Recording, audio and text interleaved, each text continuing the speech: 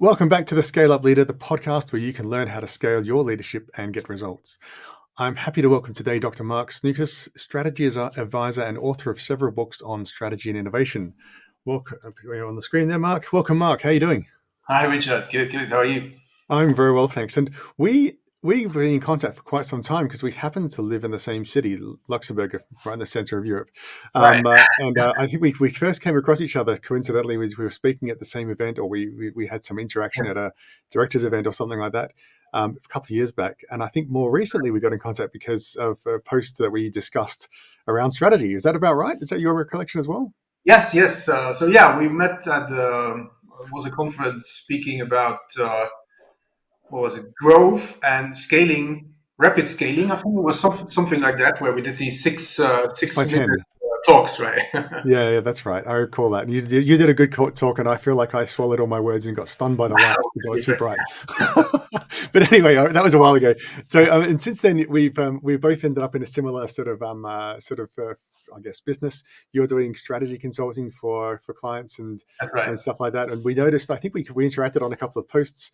We have some people in common, obviously. We interacted on a couple of posts on strategy because I do some strategy for my clients as well, or help them with strategy, although it's not my core. And it is your core topic. But I'd love to learn a bit more about what it is you do for clients. Like what kind of clients are you working with? What kind of problem do they have? Like why do they come to you? Yeah, And sure. what do you do?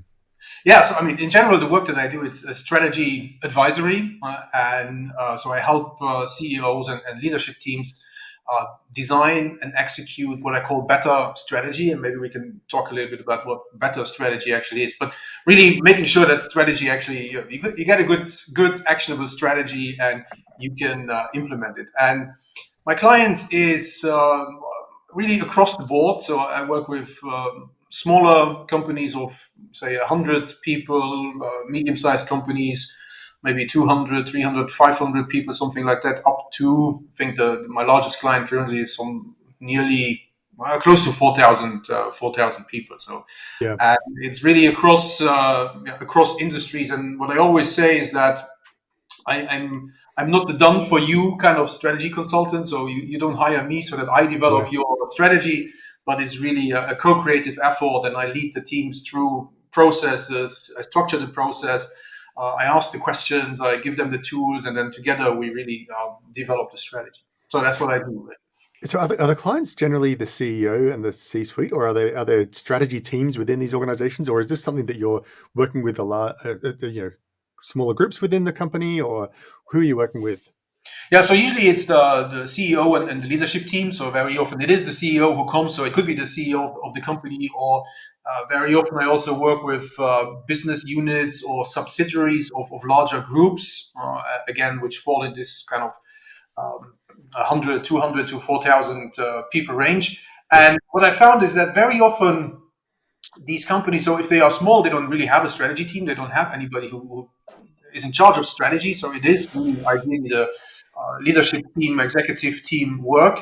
And even those around 2,000, 3,000 people, so they become larger. They might have somebody who is a little bit of in charge of strategy, but then again, usually they don't really do strategy, but it's more yeah. helping executives develop their strategies. But ideally, I work with the leadership team directly.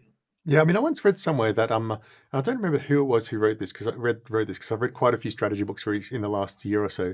Um, but I once read somewhere that strategy needs to be the job of the CEO. Like it has to be. You Right. can't delegate it. And obviously you can delegate aspects of strategy. And Yeah. you talk about not outsourcing your strategy, right? Which is obviously important.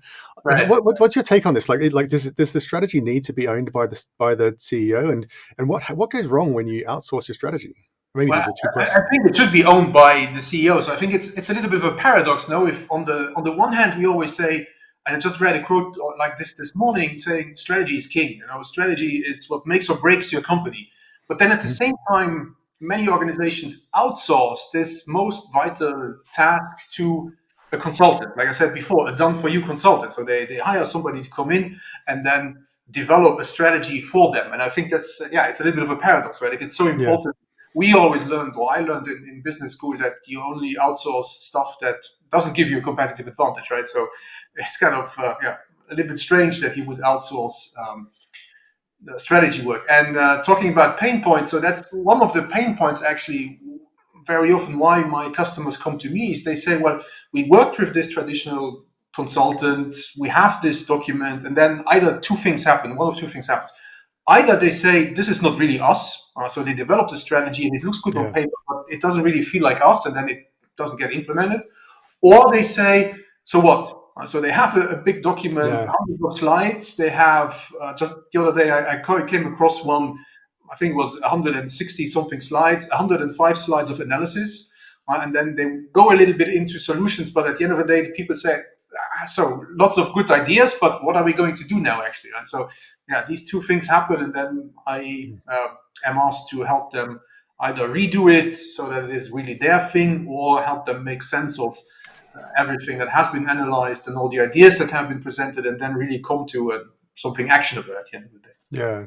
And so, I mean, I remember I had a client here, a good company that you may know of, that it was based here, that I saw a strategy deck that was produced by one of the big consultancies. I mean, obviously, big consultancies are often known as strategy consultancies. You have McKinsey, Bain, and BCG, and then Deloitte has a big chunk of it, and then there's quite a few smaller boutique consultancies and individuals as well. This was from one of the big names, and they produced this multi-hundred page document. And I remember looking at this thinking, so this all looks quite sensible, sensible analysis in some ways, but what does it mean for what we do, and why did we need to pay them to do it, and why doesn't it answer the real questions that we seem to be struggling with? There was a bit in there for everyone in some ways. It didn't what it didn't do is it didn't this particular company used to have, the CEO used to basically say, well, to his reports, 15 or so reports, you guys come up with a strategy. So of course he had 15 separate strategies that all conflicted with each other. And this document didn't, it sort of had a bit in there for everybody. Yeah, right. So there's I wrote a post the other day about the seven red flags of strategy, and this to please everybody was one of them, right? So you try to have something for everybody, and that's actually where there's a video by Roger Martin, one of the big management thinkers in strategy, who says that a plan is not a strategy, and he actually addresses exactly the problem that you just mentioned, that there is very often in strategy there's something for everybody. So marketing wants to do this, and manufacturing wants to do that, and sales wants to do this, and then you have a long list of initiatives and stuff that needs to be done, but it's not really a strategy. And also one of the things that teams or lots of companies complain about is that they have too many priorities, right? They just have too much stuff to do. There are too many initiatives. They don't know how to prioritize anymore. And the root cause of that is if you have that type of strategy, either you don't have a strategy or you have that type of strategy that tries to please everybody.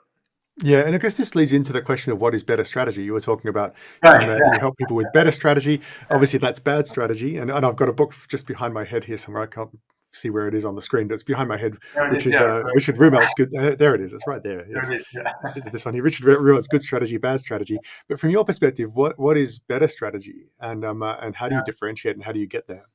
So I think my thinking around that also started with the good strategy, bad strategy. Obviously, I think that Rummelt was one of the first to introduce this idea of challenge-based strategy, right? And when I thought about it, it's actually, I don't know, maybe it is because we are consultants, but people usually come because they have a challenge, right? They have a problem that needs solving. So strategy tends to be very often this idea of what's the challenge that needs to be solved. And interestingly, also, we tend to think about strategy as, the next 5, next 10 years, but it happens that somebody asks for, I want to think about where to take my strategy in my company in the next 10 years, but mostly it is challenges that need to be solved now, right? Now we lacking revenues, now we're not making profit, now we're having issues in this or that market, and that needs to solve. So my idea, starting or building upon Rummel's thoughts about good strategy. So my idea of better strategy is really this, first of all, you focus on your critical challenges or maybe opportunities that you see. Instead of doing 3 to 5 year plans, you focus on stuff that you can address in the next 12 to 18 months. So it's a lot more short term. It's also about, instead of doing all these analyses and benchmarking and looking at best practices and what competitors are doing, to try to put innovation back into strategy. And I have a whole book about that called the Art of Opportunity. So how do you find opportunities for innovation, and how do you do that? I also think that better strategy is about, instead of doing it just once a year at an offsite, strategy needs to become something that's, I say, always on. So Yeah. you constantly think about your strategy, review your strategy, maybe update your strategy. Right? So that's also an important thing. And then I think the last thing, so we talked about the PowerPoint document and all of that and the analyses. And instead of doing all of that, opening up the strategy process to having a lot more conversations about strategy throughout your organization, instead of having that PowerPoint and analysis, which then very often is also done behind closed boardroom doors, you might say. Yeah. So it's really about getting the whole organization engaged in the strategy process and Yeah. doing this on a constant basis, but having it very practical and about solving the immediate challenges, because that's where it's going to make a difference. If you're doing things that are 10 years out, it's very easy to go, well, that's a wonderful strategy. Let's implement it sometime. Yeah, right. Um, But whereas, now whereas if it's we have about more important now, things to do right now, right? So then you're always yeah, pushing it out because something else is a lot more urgent. This this is is what's very often we have the discussions around this. So should strategy be short term, and what about the long term? So I think that yeah. there is a concept called zoom out, zoom in by John Hagel. Mhm. And so he says that you should obviously think about where is your industry heading to in the next 10 or maybe 20 years, right? And what does your company need to look like in 10 years within that context? But then again, so that's zooming out. So you think long term, right? But then again, you bring it back to today, you zoom in, and again, you think about what can we do or do we need to do in the next 6 to 12 months? He's even shorter, right? 6 to Yep. 12 months that will bring us towards that vision. So again, you Yeah. focus very much on what is needed now. And then once you reach that, I always like to talk about you climb the first hill. From that hill, you have a better perspective, and then you see what the next step needs to be towards your Yeah. strategy, towards So your it's kind of project. like having a longer term sort of goal of where you're trying to get to strategically, but focusing most of the energy on, so what do we do now? What do we do this year? Yeah. And that's the way the action happens. To me, like, this is actually really similar to what a lot of the work that I do, because when Mhm. I work with companies on OKRs, or helping them set Yeah. goals at the company level, you frequently enough, what happens is, and this is the reason I ended up being involved in the strategy of my clients, frequently when they come to set the OKRs, they don't know what to set. They can't make these decisions, which is because they don't have a clear strategy. They sometimes have a long-term vision of where they want to get to, and often enough. Yeah. But what does that mean for this year and now is really hard to resolve. Once you have that clear, it becomes very easy to set the objectives, because in some ways it's just a crystallization of what your strategy actually is. So a concrete strategy for this year and what we're doing. So it becomes much more easy to do. But that's one of the reasons what prompted me to get involved and understand what strategy is, why I've read all these strategy books this year. And funny enough, like over the years, I've always seen strategy as this mysterious thing. I think Rimmel, is it Rimmel or someone else? I think it's Rimmel, talks about strategy and there's strategic planning and there's strategic this and strategic that and all that sort of stuff. Yeah. And it's this sort of magical, mysterious, exotic thing. And I always wanted to work for a strategy consultancy, and without really knowing what that was, until I started having the problem of, how do we set a goal? Yeah. What is your strategy? And we have to decide that. We have to make decisions. Yeah. That's an interesting point you just mentioned. The other day, I spoke to a retired CEO of a big US company. Even I think they were even listed on the stock market. And so we were talking a little bit about strategy and what he did. And then at some point, he said, "Well, when I was a CEO, I never really got my head around this thing called strategy. So I really never knew what to do or what should I make out of it." And I Yeah, think this mystical beast somehow, right? It can be quite yeah, complex, and lots of people make it very complex, or they make it sound very complex. And I think that's the reason why many companies don't do it in the first place, right? Which then yeah, obviously is not very helpful, and then you have all these other problems we spoke about, that you don't know what to do or what to focus on, or you have too many priorities, or you can't set your objectives because yeah, you don't know where to go. So, yeah, I think it can be a lot easier though, right? So if you focus on a couple of core questions like who is the customer, what are we offering, how are we doing this, what's our competitive advantage, why should customers come to us instead of going somewhere else, you are already starting to do strategy, right? So it yeah. doesn't have to be that big project or the big offsite, but just having these types of conversations um, can help already a lot, right?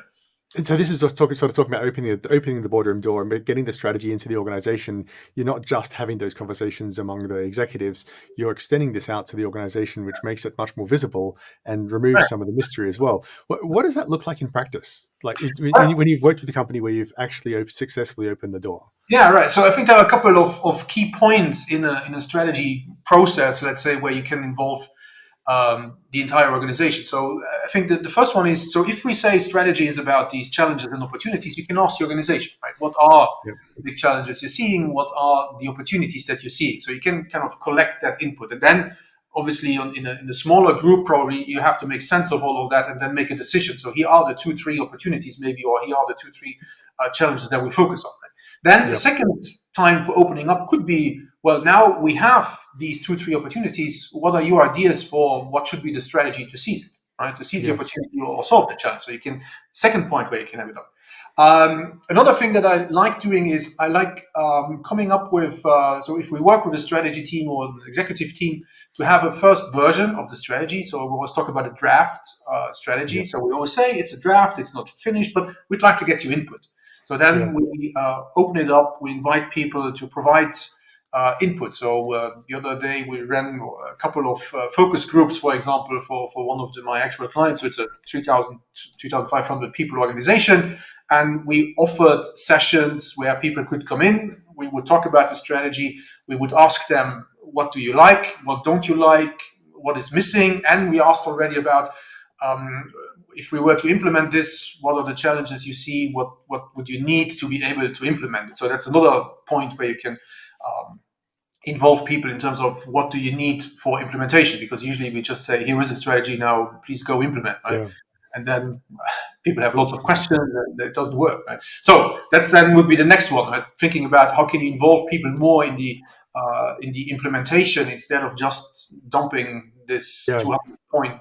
200 slides PowerPoint document on them and then say you go figure it out, right? So that comes then with the execution or activation. I like to talk about activating your strategy and how you involve people there. Then depends always a little bit on the size of the organization. So if it's a larger organization, I would first extend the team of leaders that you involve. Maybe you have some initiatives, so you need to put together teams for these initiatives.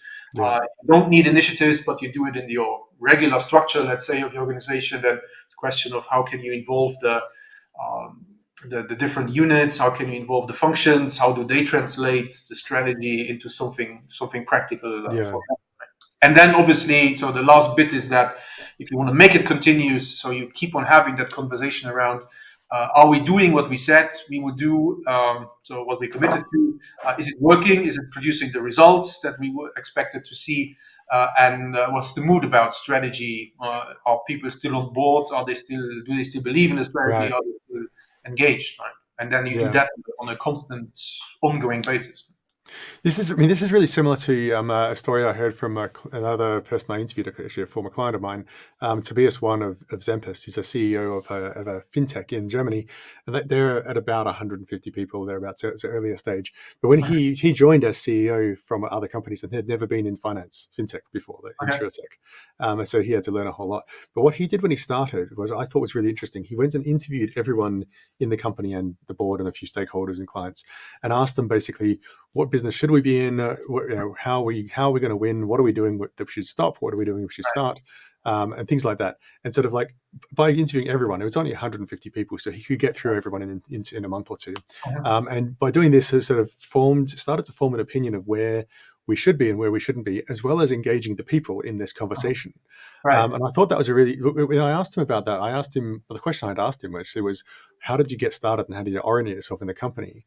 And basically he said, well, we started off by having a strategy workshop, which was like this. This is what we did. We had this process and then we brought it together with our leadership team to actually form the strategy and then bring it back to the people and have that combination thing. But it sounds very similar to what you're talking about. Yeah, no, I think it's a very good example and very sensible, especially if you come to a company and you don't really know it, you don't really know the industry kind of to learn about it. But yeah, it's a good example of how obviously if it's a smaller company, you can involve everybody in types of discussion. Yeah. I think. Go ahead. Sorry, go ahead. Oh, yeah, okay. So I was just going to ask, one of the things that I've noticed happens in some companies is people resist this idea of doing strategy work because they think, well, it's not the real work. We have to do our real work. And then, especially if you're a senior in an organization, people are like, well, I would do strategy, but I'm too busy doing my real work. And that kind of thing, this execution versus strategy thing, and worrying about, as soon as one of the reasons why I've seen people hiring strategy consultants or having a strategy team in a closed room is because, well, we can sort of, what's the word? Ring fence the strategy work there so that it doesn't distract us from our real work, and Right. then the real work can go on. And I don't want to I don't want to distract people. What's your thoughts on that? Like, we see Yeah, you're advocating the opposite.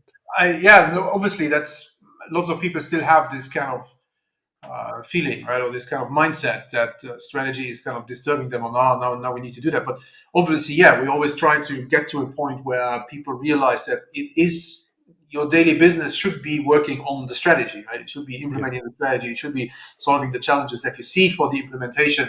And yeah, sometimes it's not. Yeah, you need to do that kind of switch between there's my daily business and there's strategy. It should be ideally one thing. And again, this doesn't happen if you present a 200 slide PowerPoint, right? But it happens yeah, in these conversations, right? And really having these conversations, sitting down on a functional level, on a department level, on team level with, okay, if this is the strategy, what does it mean for us, right? And then you can use. yeah, So, for example, I like using the playing to win strategy cascade, where you think about ambitions, where to play, how to win, capabilities needed, and then the management system for implementing all of that. yeah, And it works really well on the business level, but then I found that you need to tweak it a little bit for using it on a functional or a team level. And by tweaking it, I mean, so you can always talk about ambition. So as a team, as an HR team, as an HR function, what are our ambitions? What are the objectives? You might use OKRs at this level that we want to work with. And then where to play is a little bit more about, or two ways you can go about it. So you not where to play is not so much about products and customers. People have some, if you talk about it like that on an HR level, they have challenges sometimes thinking about it like that. But you can always think about, so customers, I mean, as every department, every team, you have customers, right? It might be yeah, internal customers, some kind of stakeholder. So you think about that, and then you think about what should we offer them, and how is it that we create value. So that's the how to win is what is the value that we create, how are we going to do it. within the group. Or you can also talk about, sometimes what I like doing is you look at all the activities that are going on and you try to think about, so if you look at the strategy, what are the core activities that we should be spending our time and resources on? So if you are an HR department, for example, and one of the strategic challenges is hiring new talent because there is a shortage of talent. So maybe then instead of doing a lot of hiring and recruiting, you might need to focus more of your time on how do we engage and keep the people that we have happy so that they don't leave, so we don't have that much need for recruiting, for example, right? Yeah. So, and that's kind of the discussion you could have on an HR level, for example, on a team level, and what are the activities that we need to focus on and that we need to spend our time on. And obviously, these Yeah. activities should be aligned with what is the strategy. And in this way, you kind of close that gap between there is strategy and there is day-to-day business. This is this is a lot of this is what I end up doing with OKRs as well. Like, I'm actually currently putting together a course, a training course, Mhm. and I was just talking about exactly that topic, about how my experience at Google was very interesting because we would spend the time discussing what should our OKRs be. So even as a Right. junior contributor, as an individual contributor or a line manager in an organization that at the time had 6,000 people when I first started and 50,000 people when I left, and now 150,000 people or more, you're still able to contribute to what the strategy is because you're discussing that with your stakeholders internally about what is value, what are we trying to achieve, what's our objective, what results would be meaningful. And that's really the strategy discussion in a really concrete way, very closely associated with what am I actually doing? What are my tasks? What am I? Right. It's not, we're not deciding on the tasks, but we're deciding on how should these tasks be selected in order Mhm. to meet a goal. What's the criteria for selecting tasks? Yeah, right. And Um, then ideally, obviously, it should be aligned to the bigger level business yeah, strategy that you have, right? And then yeah, exactly. focus on these elements. So one of the things also wanted to ask you about, you talked recently about the three-step strategy process. There's a sort of a download that you have. Would Yes, you right. just run us through this briefly? What is this? Well, I think so. It's And does this apply? Like, I mean, one of the things, a lot of people in my network, at least, are on the smaller side of businesses. They're in 100-person, 50-person, 10-person, 200-person, 300, maybe 500, right? Quite a lot of people are in that scale. I'd love to understand, does this apply at that scale as well? Yeah, I do it on a one person solo business. Right? So I Right. think I think the steps they always apply. Look, so what I talk about in the download you're referring to, and by the way, it's available for free if you go to www.makebetterstrategy.com. So your listeners can download it there. Makebetterstrategy.com.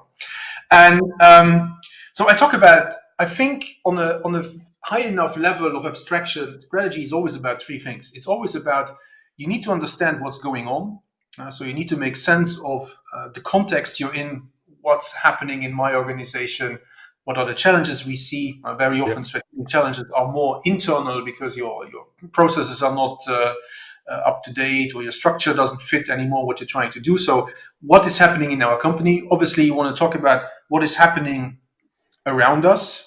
So you can talk about trends, where you can look at competition, what are they doing? You can look at maybe new entrants, new competition that is coming up. You look at what is happening in technology these days is very important. What does that mean for us? Right? So you try to understand what's happening. And then out of that, you distill these challenges and opportunities that we've spoken about. And then the second thing is, you have to make decisions about how are we going to solve these challenges? How are we going to seize these opportunities, or so what Rommel calls the guiding policy? So part of Right. Yes. what is your approach? What is the strategic direction? Where are you gonna focus on how to solve these challenges or seize these opportunities? So making decisions is the second step, and making decisions can involve brainstorming, developing options, maybe evaluating and testing some options before then you make a final decision on what to implement. And then the third activity is taking action. So it's really about how are we going to activate it, how are we going to implement it. Now, traditionally, if you look at these three, so it's always analysis, it's design, and it's action, if you like, right? Yep. And if you look at that, so it sounds it's not rocket science, right? But I think what is changing is that traditionally we looked at that as, we need to do a lot of analysis, then we do the development, and eventually we came to the implementation. So what kind of first we think and then we do, right? Yeah. And what is changing now is, we want to make this, as I said, always on. So we want to make it more agile. We want to make it more iterative. So you think while you are doing. Right? So you might implement something, you test something, you see the results of that, and then based on what you're seeing, you take the next step. So that's also why I say we go away from these 3-5 year plans. But we focus on the next 12 months. So we make sense of what's happening now, what's required now. We take the next step. Once we've taken the step, we reevaluate, and then we think about what is the next step that we need to take. And it sort of becomes an ongoing process, but you've still got these three sort of distinct phases that will continue in parallel, but you're always sort of developing something. Well, I would kind of invite your listeners to think more about, it's not steps in a sequence that you kind of check off, but it's really more about mindsets and activities that you're doing on a constantly. Right. So you're constantly doing this discovering work of, like, listening to the environment outside, listening to your customers and understanding your customers, discovering more about your customers. You're constantly looking at your weekly metrics, seeing how your business is actually performing, and getting used to what are the drivers for that, what are the inputs, what are the outputs, which levers work, which ones don't, and all that sort of stuff. And then you're trying to invent solutions to that on a regular basis. And I presume you're trying to integrate these solutions into something coherent. Like, you can't just have, it's not enough to just have short-term fixes on a regular basis, because that's not really strategy. It's really like, well, what does that mean overall for our business, as opposed to how do we fix these individual things on a one. Yeah, right. So that's where this idea of, you have your ambitions, you have the zoom out, so you have that longer term, I might call it vision or whatever, right, that you're working towards. So that obviously gives you the kind of like the guardrails within which you work, right? Or if you're on a strategic level, on a management level, you made a decision, these are the priorities that we will focus on.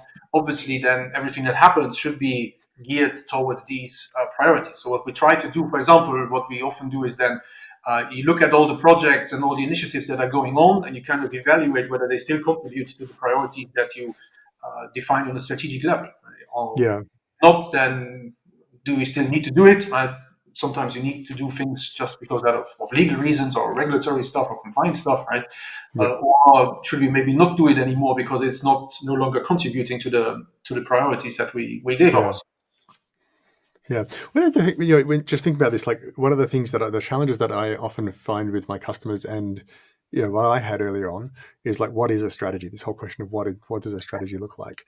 And so coming out with this, this is where so many people have those 6 strategic pillars or whatever they have, or they have pillars and a roadmap, and it's like, well, that's our strategy. It's like, oh, I'm not sure it actually really helps. And so I was working with my marketing guy, and we came up with this analogy of the Greek hero myth. And I think this is one of the ones that we connected on a month or so ago. Yeah, I was curious to learn more about your Greek hero strategy. Yeah, so the basic idea here is that when you're having a strategy, it's about winning, and it's about having a challenge. There exists a challenge, and there exists things that you're going and doing to win, right? Mhm. So if you're going to tell it, it's basically, there's got to be a narrative there. That you can't just have here are the things here are the pillars, right? There's no action happening there. There's no sequence. There's no adventure. There's no challenges to overcome, and there's no way of overcoming the challenges. It's just like Right. let's do distribution, and let's do product development, or whatever it is your pillars happen to be. So the idea here is basically that if I can take the strategy and tell it like a story, and Mhm. I don't have to go quite as far as inventing, the mythical monsters and shields and weapons and so on. But I mean, the idea is like to use the framework of the story, have the adventure. Like, we are in this problematic situation. Here's our big challenge, and here's the real crisis point that's going to come, and here's our threats in our environment, and here's what's going on. And then we're discovering that we have these superpowers, that we have these capabilities that are unique in our situation. So here's how we're going to use them to go and solve that particular problem, or Mhm. to win the battle that we have. And this is the definition of the battle, and here's how we're going to win it.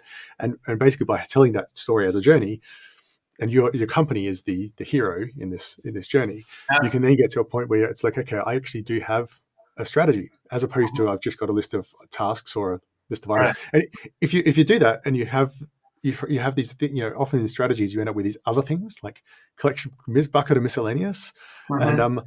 but it doesn't fit into a narrative. So you say, well, it doesn't make any sense. Why would we do that? That's not really helpful. It's not Right. core to the strategy. So having the narrative helps. I'm keen on your thoughts on that, because I mean, this is Oh, something it's that cool. Yeah. came I up. think so there is a whole stream of thought around how to tell stories about strategy, how to visualize your strategy. But I think that the key point is really, and that's what you were referring to, is to my mind, is there needs to be a logic, right? There needs to be a theory behind what are we trying to do, why are we trying to do this way, and Yeah, why do we think this is going to work, right? I think that's what you then put into that Greek hero story, right? So you have yeah, your goal that you want to achieve, you have barriers, you have challenges that keep you from doing that, and then you come up with an idea on how are we going to solve it, and then actually you need to explain why do you think this is gonna these actions or this guiding yeah, policy is gonna help solve that challenge, right? And yeah, why are we doing it this way and not any other way, right? Because we usually there are probably a dozen options on how you could go about something, but why do you yeah. do it this way, right? But that's the key really. Then is telling that story. Yeah, exactly. And this is where, like, so we had this strategy with a client that I worked with, and we could explain all those things, but in terms of making it stick, having it as a story really helped. And what I might just now tell the story that we sort of came up with is not in a Greek myth sort of. Right? It's not using Greek analogies, but it's just literally the story. This company has, and it's just the way we talk about this is actually really similar to what I've seen in most strategy books. It's just that people don't always talk about it like a narrative. This particular company was selling some sort of fashion item, let's say, and Mhm. the way that they were selling their fashion item, they're not the manufacturers of this; they're selling them. The way they were selling this is by using social media, lots and lots of social media to get to their customers and so on.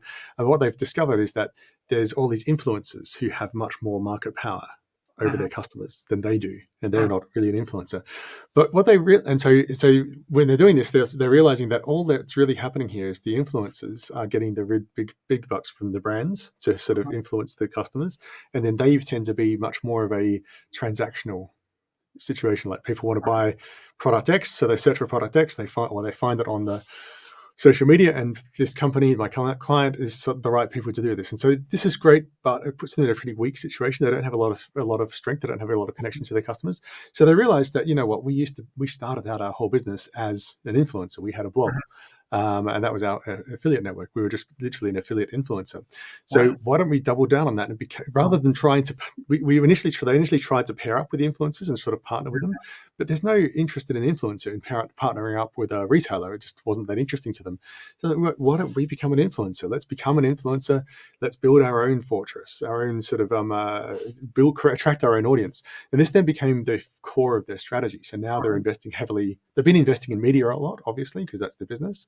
But now they're investing in personality-driven media and becoming influencers and developing their own audience, not just for the transaction, but for the purchasing process and the trend setting and all of that sort of stuff.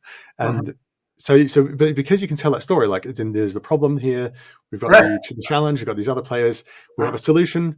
And then you realize once you do that other things are not necessarily part of that strategy. Like, setting up a marketplace was maybe a good idea, maybe not be.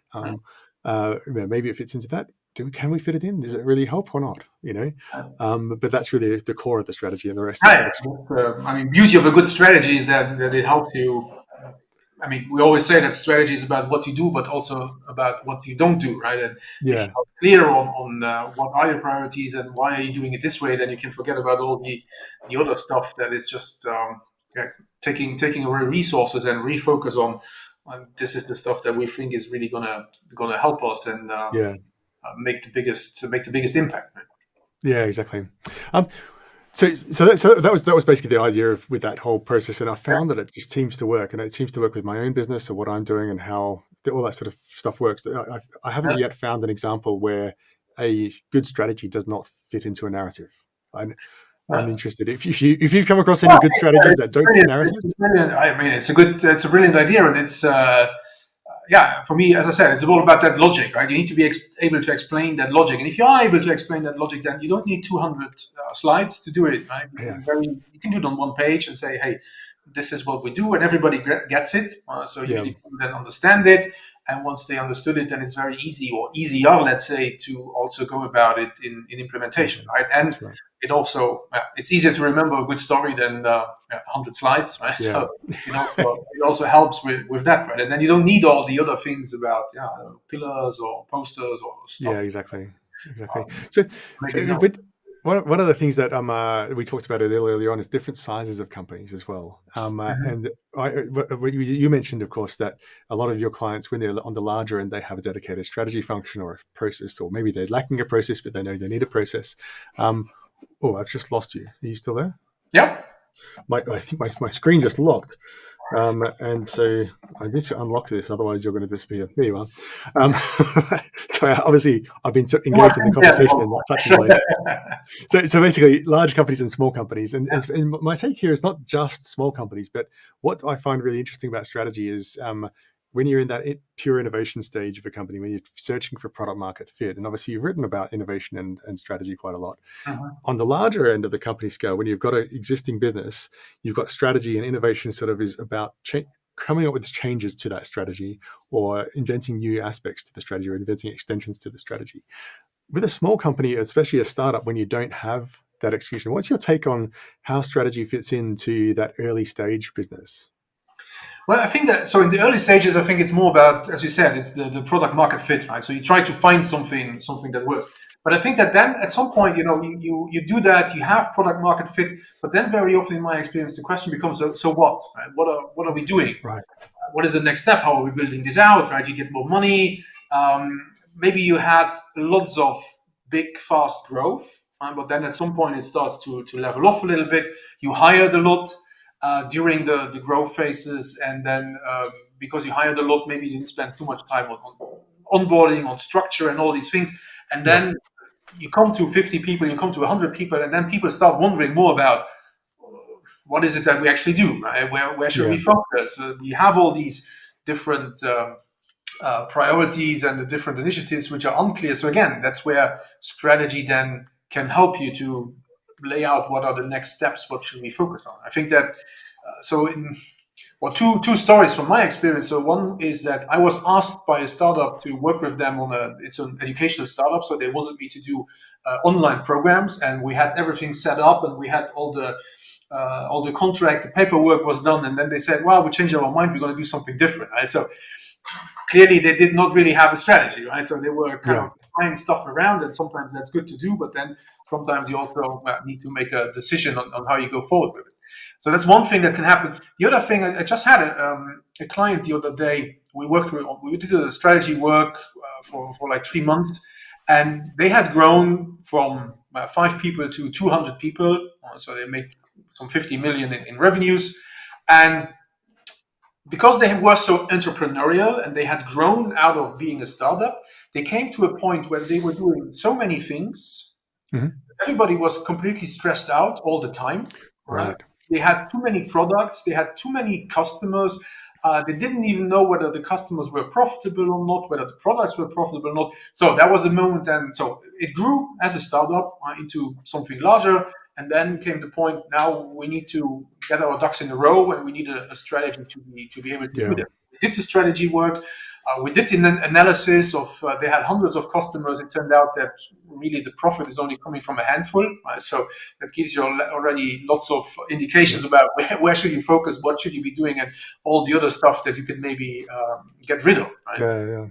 But that reflection, it needed that. Let's make sense of what's going on in our company. Let's make sense what's going on in the market with the customers, and then develop a strategy that fits that and our ambitions. Yeah, so this is quite consistent with my experience in that it kind of comes after product market fit, because when you're figuring out during that search process, you've really got whether you're using a lean startup approach or a Steve Blank sort of approach or whatever other approach you're using to do this kind of things, design sprints, whatever it is, you're trying to sort of test ideas and figure out what fits and figure out, is there a demand for this and what works and so on. And that what you're doing there, in some sense, your strategy is defined by the approach you're taking to discovering the right thing, and that is the strategy. And what you need to be careful of is not trying to over execute too quickly. A lot of companies fail because they grow too early and too fast. You need to actually make sure you really do have product market fit, and you actually really have something that matters for your customers. But in a sense, on a flip side of that, from my personal experience, I've in my business been selling various things to different companies for the last 5 years, 6 years of consulting, bits of coaching here, bits of consulting there, some training on innovation, some other things. We've talked about this in the past, actually. But what I found, and I was doing all this stuff thinking, okay, where is my product market fit? What do I do? And what I found was actually exactly what you just talked about there. Focus in on where was it easy to sell things? Where was it easy to deliver things? Where was the margin reasonable? What seems to be the most accessible thing to sell, and that I enjoy doing as well. That was actually quite an important part of this. But then I had a selection of like, okay, now that I've done my exploration and I've found some things that stick well, some things that don't stick that well, I could then focus in on the thing that worked, which for me was OKRs in growth stage startups, and that's in working with executive teams. It gives me fulfillment, and it gives value, and it sells, and people are interested in it, they want it. So I was like, okay, well, that's what I do. Now I'm developing my strategy on how do I access that market and how do I grow that? And that's now a different problem to what I had when I was going through the search stage. Yeah, well, there you go. That's there you did strategy, right? So I mean, making sense what's going on, making sense of the context, thinking about your ambitions. Where do you like working? What kind of work do you like? Where do you see yourself probably in the next couple of years? So you see, it's strategy, and it doesn't have to be very complicated, and you don't need a big team to be able to do it. You don't need many tools to do it. It's just asking yourself the right questions. I think somebody once said, I think it was Professor Kostas Makidis, a professor out of London Business School, who said strategy is really about constantly asking questions and finding creative answers to them. Right? So, but again, for sure. This process, and everybody can do that. I mean, every leader can do it, and the type of company or the size of the company doesn't really matter. That's true. What's interesting as well is that by coming up with the answers to those questions, the actions that I do became much more clear. And so now I'm much more disciplined in my action and my work. And in fact, I do a lot more work because I know what my strategy is. And so now I'm guided and I'm directed in that, and I'm fulfilled because when I'm doing something, I'm actually implementing something and it's kind of working, and I can see the results. And I'm, oh, good. And I don't end up spending all this time pondering my strategy. I still have ideas and distractions, but I don't end up spending a lot of time pondering it. And so it's actually really interesting how that relates to some of our earlier conversation. But Cool. thanks for the time. We're coming up to the end of our hour that we've put aside for this. If people wanted to get in contact with you to talk about better strategy, how to put strategy in action, how to get the company involved, balancing short and long term with the 3 steps, Yeah. and all that core question, who is the customer, what are we offering, What what's we think. competitive advantage, all that sort of stuff. Trying to summarize a 45-minute conversation in 10 seconds. Right. If they want to get in contact with you, what's the best way to do so, Mark? So the first thing is you could go to makebetterstrategy.com, as I said earlier, and then get the download there, and then you get an email, and then you have my contact details. Or you could go to snukas.com, so that's sniukas.com, and there you find all about my work, past clients, and how we could work together if you're interested.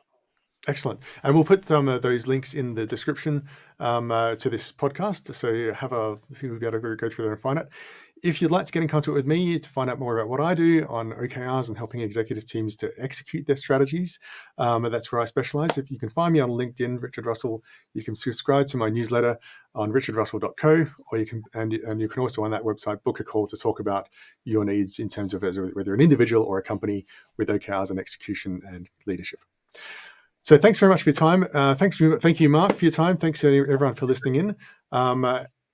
Feel free to share this podcast with your friends. We'd love to share this if you find it interesting. Until next time, thank you very much for listening, and scale well.